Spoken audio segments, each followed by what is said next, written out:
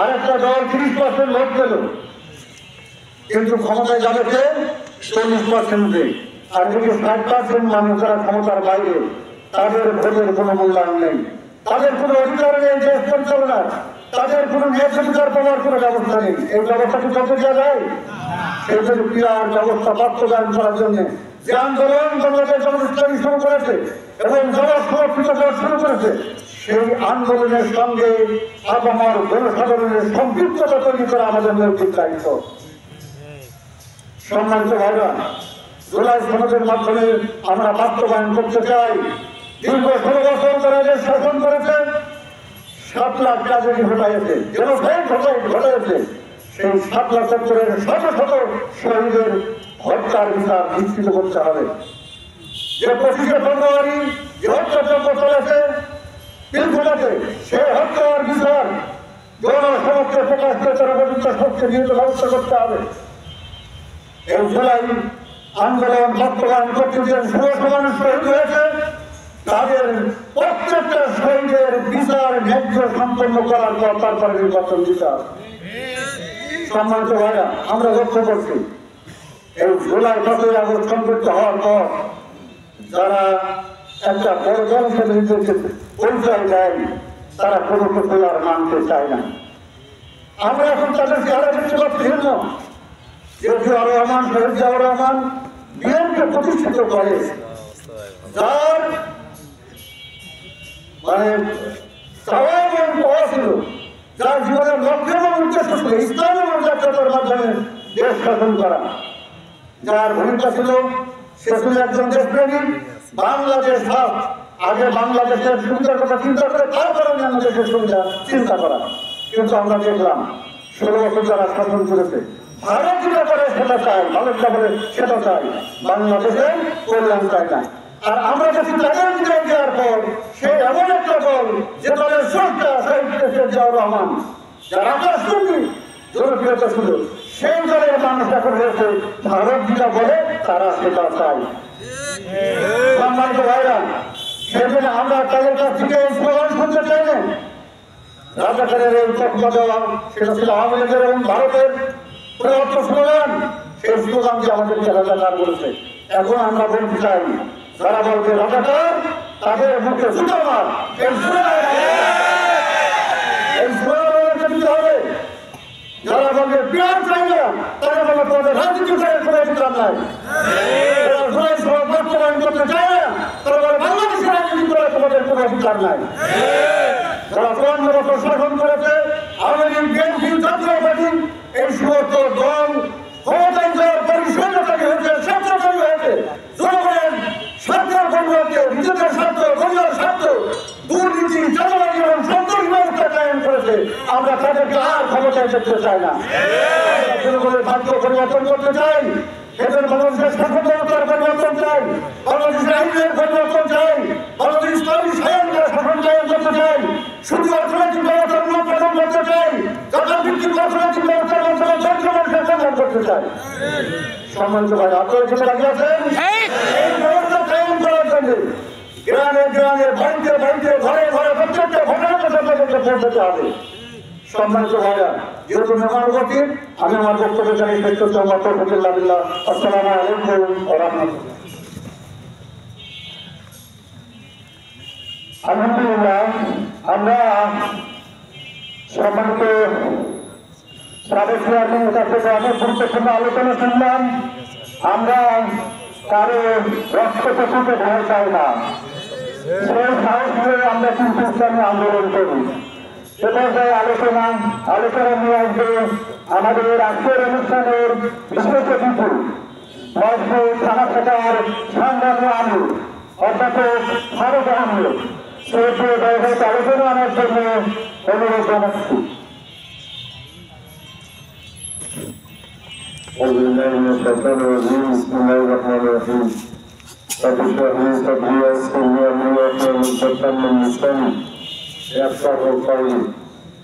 বাংলাদেশ ইসলামী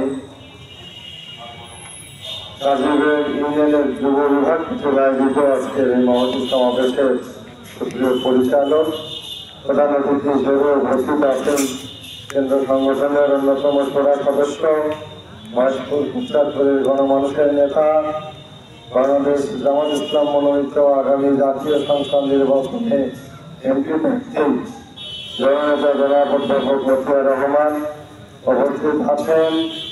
কাজিমগঞ্জ union পরিষদের বারবার নির্বাচিত চেয়ারম্যান আমাদের সকলের প্রিয় ভাই জনাব মৌলানা আব্দুল আলী ভাই উপস্থিত আছেন।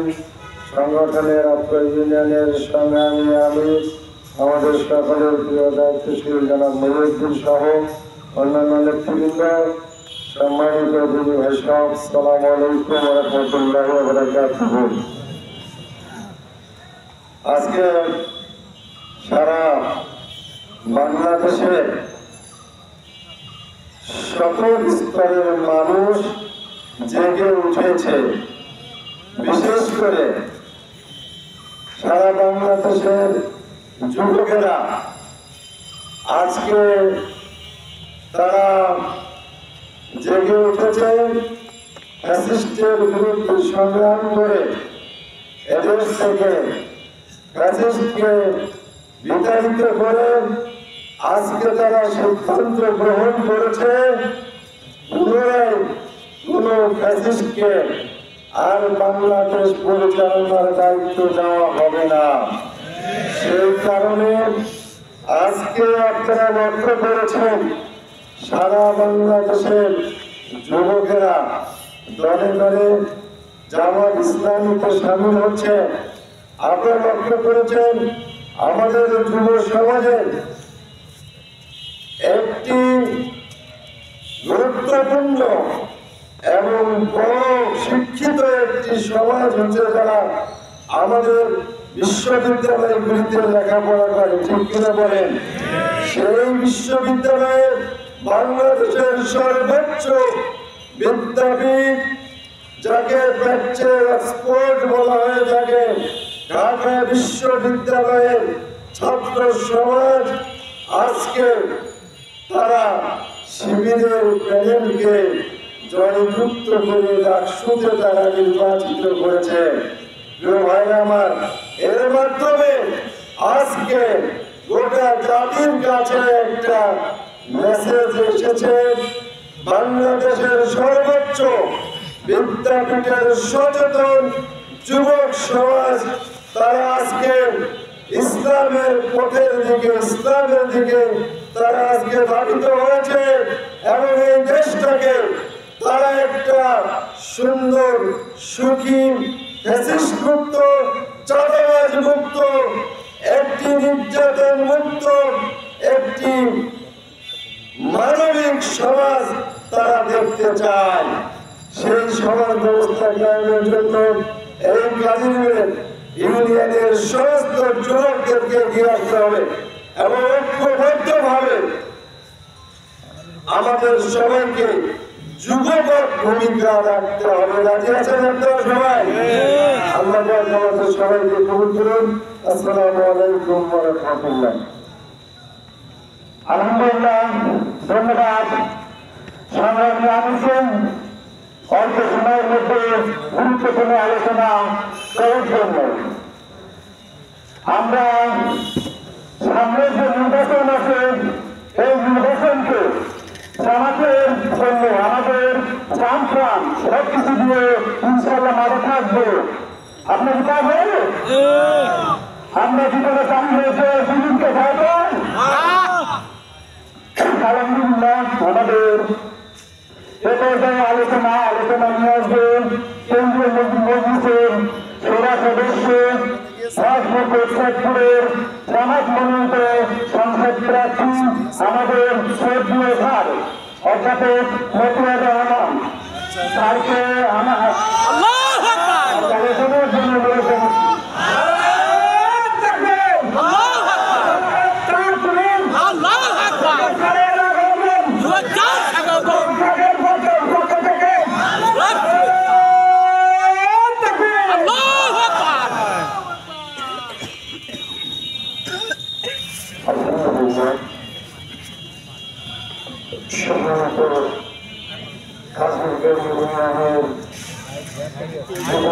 পত্রিকা আয়োজিত আজকের যুব সমাবেশের সম্মানিত সভাপতি, আমাদের পরমতম শ্রদ্ধা নেতৃত্ব সম্মানিত ইউনিয়ন আমির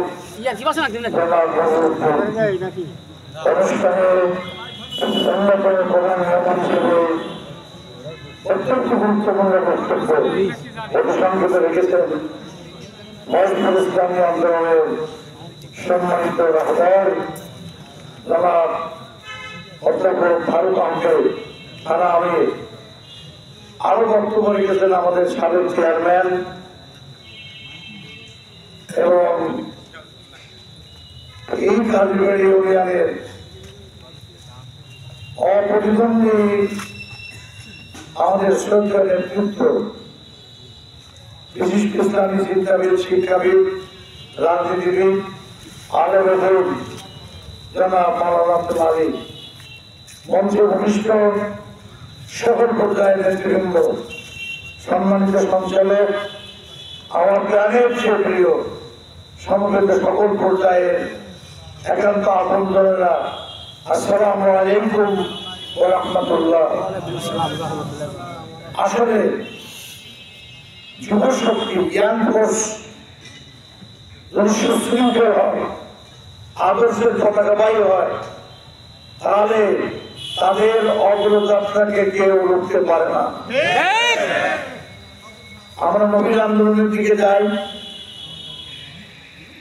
২৫০০ বছর ধরে গড়ে ওঠা Roman empire and Persian empire, Roman ও পারস্য সাম্রাজ্য ২৫০০ বছর ধরে গড়ে ওঠা দুই পরাশক্তিকে আল্লাহ রাসূল, আল্লাহর কিতাব এবং নবীজির আপন চরিত্রের পরস্পরে এনে মাত্র ২৩টি বছরে শুধু আরব জাতির চেহারা পরিবর্তন করেনি, বরং রোমান সাম্রাজ্য, পারস্য সাম্রাজ্যের খলিফাতুল মুসলিম ওমর রাদিয়াল্লাহু আমলে রোমান সাম্রাজ্যের উপরে ৬৩৫ সালে মুসলমানদের বিজয় পতাকা উড়িয়েছে, বিশ্ব শক্তিকে ঘুরিয়ে দিয়ে।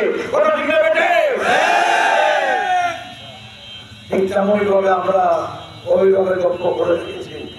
এই ঢাকা ইউনিভার্সিটি থেকে কিন্তু সকল আন্দোলনের গোড়াপত্য নয়। কথা ঠিক না বেটে? বলে ১৯৪৮ সালে পাকিস্তান উর্দু ভাষা হবে একমাত্র রাষ্ট্রভাষা, বাংলা ভাষার দাবিতে ১৯৪৮-এ অধ্যাপক গোলাম আজম সাহেব তখন বাংলাদেশের অর্থাৎ ঢাকা ইউনিভার্সিটি জিএস, তিনি ইংরেজিতে যে মেমোরেন্ডাম লেখা আমি নিজে দেখেছি, অধ্যাপক গোলাম আজমের স্বাক্ষর। এইখান থেকে ভাষা আন্দোলন শুরু, এই ঢাকা ইউনিভার্সিটি থেকে। এই ঢাকা ইউনিভার্সিটির ৬৯-এর আপনার শহীদ আব্দুল মালিকের রক্তে রঞ্জিত ঢাকা ইউনিভার্সিটি থেকে ইসলামী আন্দোলনেরও যাত্রা শুরু। ৪৮-৫২ এসে আবার যুব সম্প্রদায় লড়াই করে ভাষা আন্দোলনের আমাদের শহীদ সালাম বরকত জব্বার তারা শহীদ হয়েছে। এই ভাষা আন্দোলন থেকে জন্ম হয়েছে ৭১-এর স্বাধীনতা আন্দোলন। তার আমরা লক্ষ্য করেছি যে এইভাবে তো আন্দোলন হয়। ঠিক তেমনই ভাবে কি আশ্চর্য ব্যাপার, আল্লাহ তাআলার করুণা কাকে বলে? এই যে গেল জুলাই এবং আগস্টের যে জুলাই আগস্টের বিপ্লব, ৫ই আগস্টের বিজয় হলো, তাই না? কথাটা বৈষম্য বিরোধী গোটা আন্দোলনের ছাত্রদের রক্ত, গোটা বাংলার জনতার রক্তে একত্রিত হয়ে বিজয় লাভ করলো। বাংলাদেশের দ্বিতীয় স্বাধীনতা হলো ৫ই আগস্ট। ফ্যাসিস্ট গভর্নমেন্ট দেশ ছেড়ে পৃথিবীর অন্য কোনো দেশে যেতে বাধ্য হলো। কথা ঠিক না বেটে? হ্যাঁ, চলে গেল না? চলে গেল তো। চলে যাওয়ার পরে একটা সাংবিধানিক শূন্যতা সৃষ্টি হয়। কি আশ্চর্য ব্যাপার! দক্ষিণ পূর্ব এশিয়া শুধু নয়, গোটা বাংলাদেশে এবং গোটা দুনিয়াকে বিগত ১০০ বছরে যে গণ অভ্যুত্থান গত তরুণ সমাজ সম্প্রদায় ছাত্র সমাজ দেখিয়েছে, তার দ্বিতীয় কোন নজির বর্তমান ১বিংশ শতকের দুনিয়ার কোন ভূখণ্ডে নেই, কোন ভূখণ্ডে নেই। অতএব কারণরা বাতিলের বুলেটকে বুকের রক্ত নেবে ফ্যাসিবাদ থেকে দেশটাকে রক্ষা করেছে, ভারতীয় রাজনীতির থাবা থেকে দেশটাকে উন্মুক্ত করেছে। দখল করেছে। এই ফ্যাসিস্ট গভর্নমেন্টের পতনের ফলে আমরা লক্ষ্য করলাম সাংবিধানিক শূন্যতা সৃষ্টি হলো। কি হলো? সাংবিধানিক শূন্যতা। সংগঠন মিলে সরকার মিলে কেউ ছিল না। সেই সময়ে এই দেশের তরুণ সম্প্রদায়, বাংলাদেশ জামাত ইসলামী এবং ইসলামী ছাত্র শিবির এবং অন্যান্য যুবকরা মিলে যদি একটা দেশ 8 দিন ঠেকাতে পারে, হ্যাঁ ইসলামী আন্দোলনের যুব সম্প্রদায় আমাদের জান মাল জীবন সম্পদ আমরা কারো কাছে বিক্রি করে দিইনি। দুনিয়ার যে কোনো বাধা বিঘ্ন অতিক্রম করে আগামীতে ক্লিয়ারের নির্বাচনের মাধ্যমে ইসলামপন্থীরা বাংলার পার্লামেন্ট দখল করবে ইনশাআল্লাহ।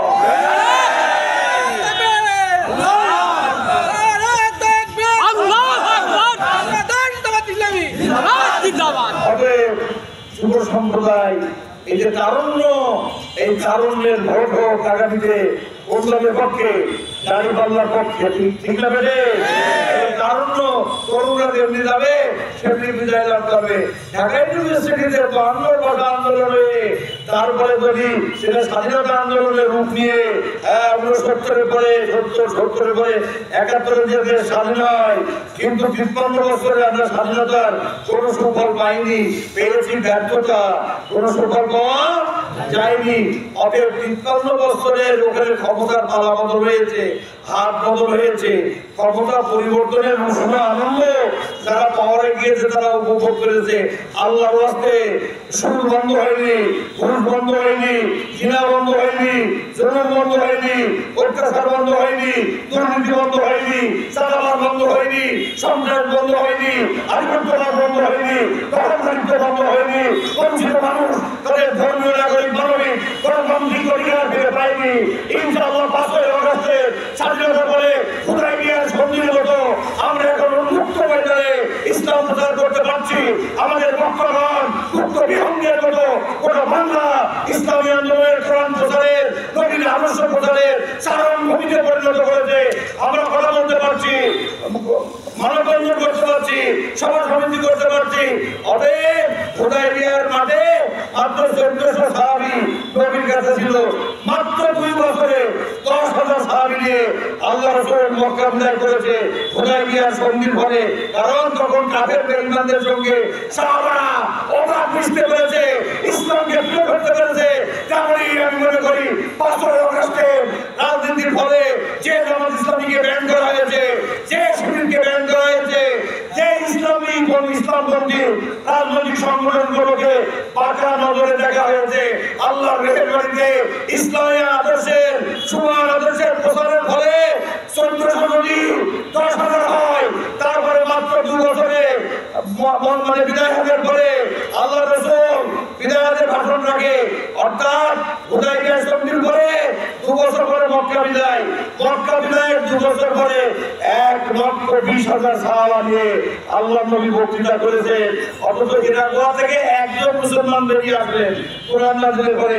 মুসলমানের সঙ্গে এক আল্লাহ রাসূল 23টি বছর যদি 1,20,000 হতে পারে, তাহলে 5ই আগস্টে বিজয়ের পরে জামাত ইসলামীর আগে 18টা আসন ছিল, শূন্য বসিয়ে দেন।